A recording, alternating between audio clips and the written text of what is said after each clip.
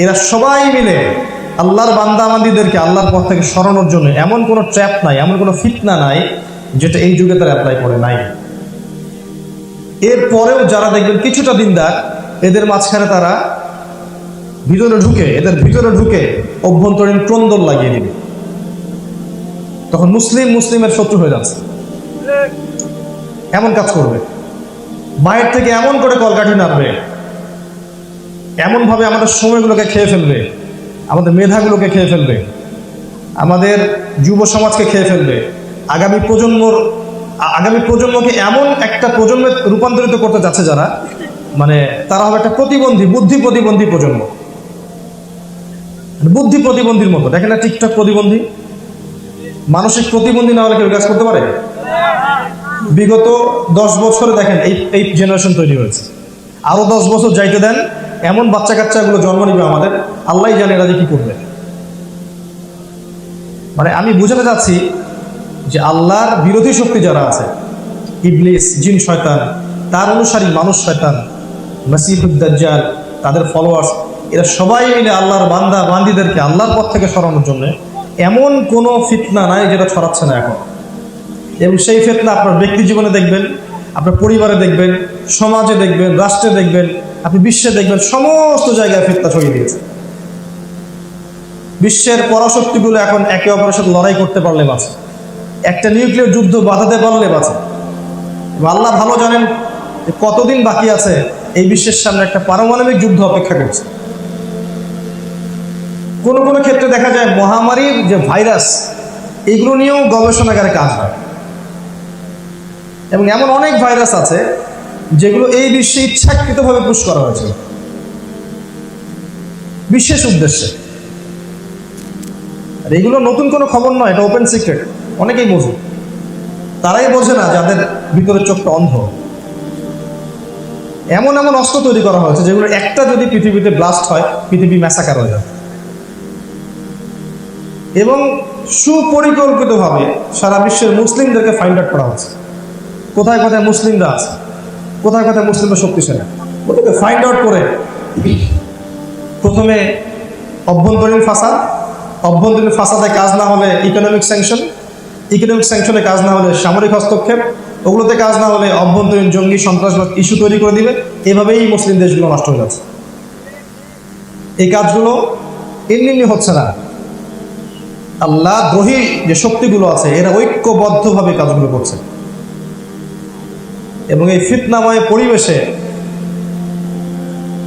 ভালো থাকা খুব দুষ্কর। কোথায় ভালো থাকবেন আপনি? ইবাদত করতে যাবেন, দেখবেন ইবাদতের মধ্যে স্বাদ উঠে যাচ্ছে। যাদেরকে দেখে দিন শিখবেন, তাদেরকে দেখে দিনের কি শিখবেন?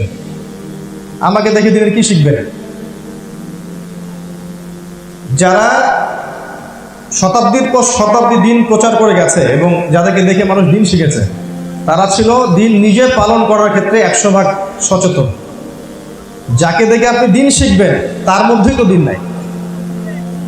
কি দিন শিখবেন? সে তো নিজেই দুনিয়াদার। একজন দুনিয়াদারের কাছে আপনি দিন শিখতে পারবেন? আর যারা অরিজিনালি দিনদার তাদেরকে তো আপনি দেখতেই পারবেন না, কারণ যারা অরিজিনাল দিনদার তারা এইসব ফিতনার সামনে আসেই না। ওই নীরবে দেখবেন জায়নামাজে বসে সেজদায় চোখের পানি ফেলছে, তাহাজ্জুদের নামাজ পড়ছে, প্রত্যেক রাত এক রাত মিস নাই। অনেক আলেম দেখবেন জীবনে কখনো দেখেন নাই, তাদের ইলম, তাদের আমল, তাদের আকীদা, তাদের কর্মের কারণে দেখবেন যে এই এখন পর্যন্ত বিশ্বের দিনটা হয়তো টিকে আছে। এই ফিতনাময় পরিবেশে আপনি কোথায় দিন পাবেন? কি করতে যাবেন? আপনি যখন দিনদারদের দিকে দেখবেন এবং দিনদারদের মধ্যে পরিপূর্ণ দিন নাই। আপনি যখন দেখবেন আপনার মুসলিমদের মধ্যে দেখবেন, মুসলিমদের মধ্যে আপনি পলিউশন দেখবেন, ক্রন্দল দেখবেন, অভ্যন্তরীণ ক্রন্দল, দলাদলি, হিংসা, গীবত, তহমত, অপসংস্কৃতি, সমালোচনার অপসংস্কৃতি। আপনি আপনার পরিবারে দেখবেন পরিবারের মধ্যে বিভিন্ন ফাসাদ ভর্তি। ম্যাক্সিমাম পরিবারে এখন জাহান্নামের টুকরা। আল্লাহ পাক বলেছেন কু আনফুসাকুম ওয়া আহলিকুম নারা, নিজে জাহান্নামের আগুন থেকে বাঁচো, পরিবারকে বাঁচাও। ম্যাক্সিমাম পরিবার জাহান্নামের টুকরা। পরিবার ইব্রাহিমের মতো কোনো কর্তা নাই, হাজরা খাদিজা তাদের মতো কোনো স্ত্রী এবং মারা নাই, আয়েশা তাদের মতো কোনো বোন নাই রাদিয়াল্লাহু আনহুম আজমাইন। ইসমাইলের মতো কোনো সন্তান পাবেন না। পরিবারগুলোকে দেখবেন জাহান্নামে। তো উল্টা দেখবেন পরিবারের মধ্যে দুনিয়ার ফাসাদ, শিরক দেখবেন, বেরাত দেখবেন, হারামখোর দেখবেন, অপসংস্কৃতি দেখবেন, বেহায়াপনা দেখবেন, দুনিয়ার নেশায় মত্ত হওয়া দেখবেন। ম্যাক্সিমাম পরিবার এখন জাহান্নামে। ধর্ম দেখবেন, পরিবার দেখবেন, সমাজে দেখবেন সামাজিক কাঠামোই ভেঙে গেছে। সামাজিক নারী পুরুষের ব্যালেন্স একটা কাঠামোটা ভেঙে গেছে, আসন পরিবর্তন হয়ে গেছে। সমাজের পারস্পরিক হৃদ্যতা, ভালোবাসা, সম্মানবোধ, একে অপরের মতামতকে শ্রদ্ধা করা, প্রতিবেশীর খোঁজ নেওয়া পর্যন্ত বন্ধ হয়ে গেছে। আত্মীয়তার সম্পর্কগুলো দেখবেন নষ্ট হয়ে গেছে। সামাজিক কাঠামো নাই আগের মতো।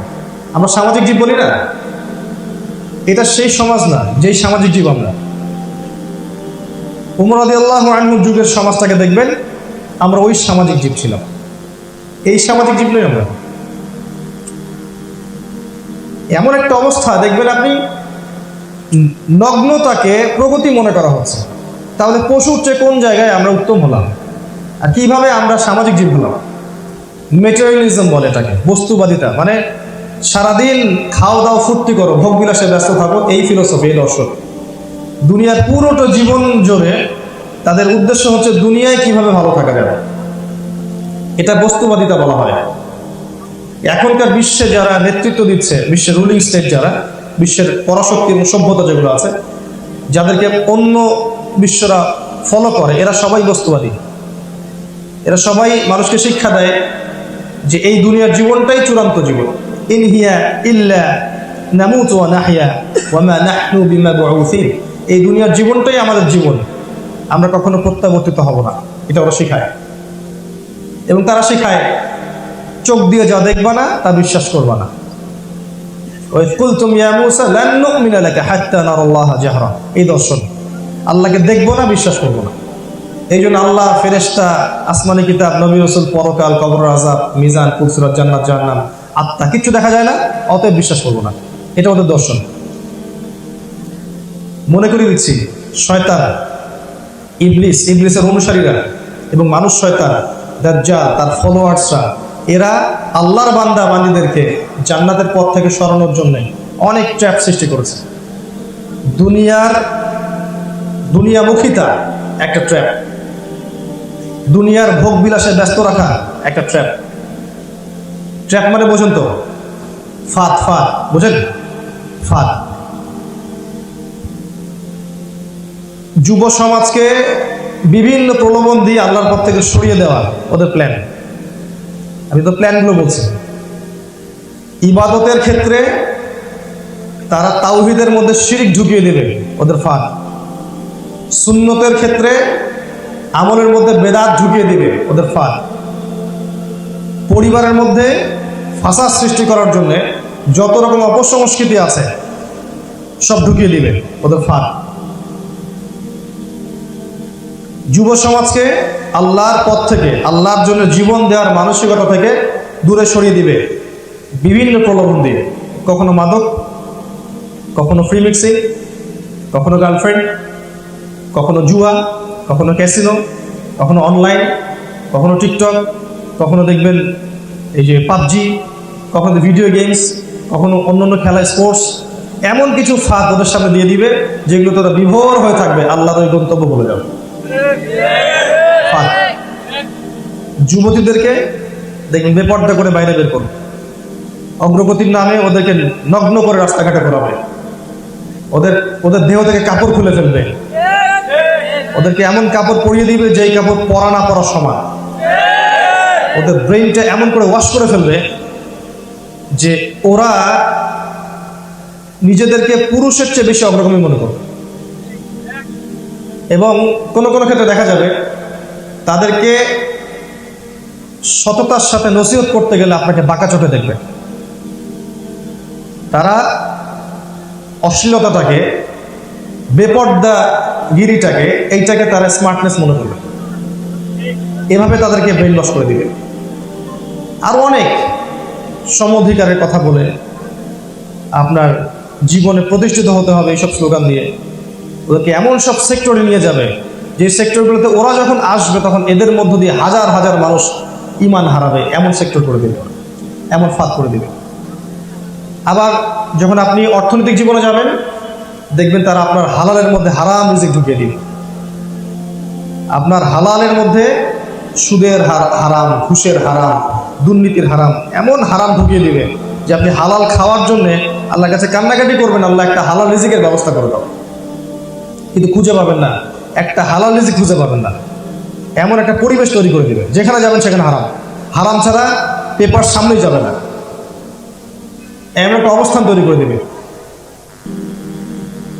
কিছু মানুষ পর্দা করবে, পর্দা করা তার মৌলিক অধিকার না। আমি আমার গঠনটাকে আবৃত করে রাখবো, আমি কি পোশাক পরে আবৃত করব, এটা তো আমার ব্যক্তি স্বাধীনতা, আমার ব্যক্তি স্বাধীনতা। আমি কোন পোশাক পরে আমার গেটআপটাকে আবৃত করব, এবং আবৃত করার ব্যাপারটা হতে হবে শালীন, যাতে হিজাব বা পর্দা বজায় থাকে, রুচিকর হয়, মানুষের চোখে দৃষ্টিকটু না হয়। আবৃত করার অর্থ তো এই নয় যে গেঞ্জি আর জিন্স পরে আমাকে আবৃত করতে হবে। এটা কি আবৃত করা হলো? যখন আপনি গেঞ্জি জিন্স পরছেন তখন কি আবৃত হলো? আমি মেয়েদের কথা বলছি। তো তারা যখন পূর্ণ হিজাব করছে, এটা ওর ব্যক্তি স্বাধীনতা, ওর ইচ্ছা। এটা আমি যদি আমার দেহের অঙ্গ প্রত্যঙ্গ কাউকে দেখাতে না চাই তাহলে আপনি কি আমাকে ফোর্স করবেন না নগ্ন হয়ে দেখাও?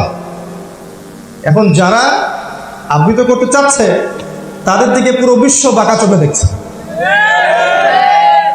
আর যারা নিজেদের দেহের অঙ্গ প্রত্যঙ্গ সবার সামনে খুলে দিচ্ছে এরা নাকি অগ্রগতি প্রগতির ধারকবাহক।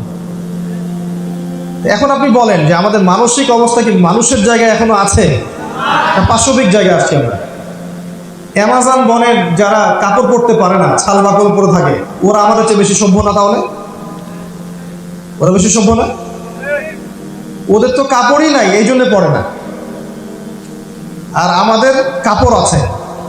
কাপড় না পরাটা কি উন্নত সভ্যতার চিহ্ন, নিদর্শন?